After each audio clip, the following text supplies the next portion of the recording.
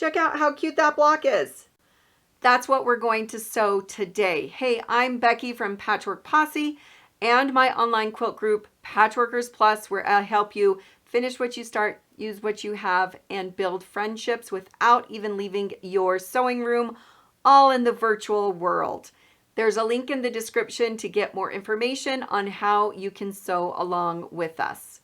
This block is all about opposites. It's perfect for digging around in your stash and grabbing kind of two piles of two different colors and then building upon that, cutting into strips, and you are set. The center of the block features a 4 patch, and then you just start sewing opposites to each side as you build out the block for the courthouse steps. The trick with this block is that it is just a little bit different than your regular log cabin.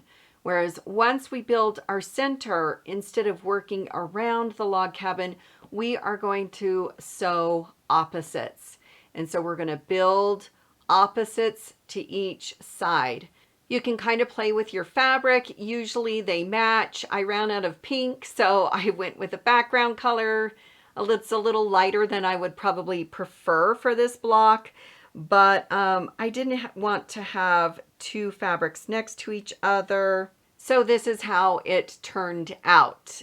But normally you would do a light side and then a dark top and bottom, or keep it to a colors for one color specific to the sides and then a different color for the top and bottom.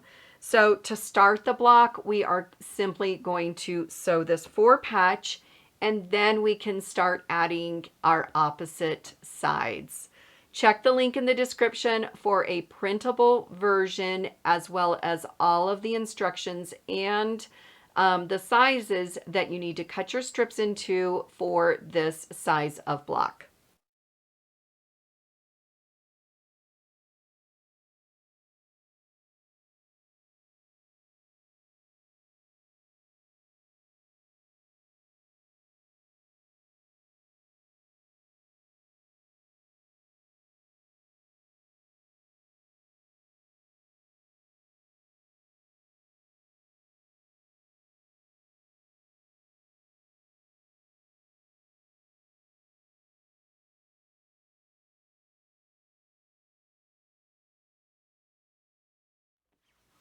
All right, there is the block. You just need to measure this out, make sure that it's the correct size. You can give it a trim if you need, but that is how you make a Courthouse Steps quilt block.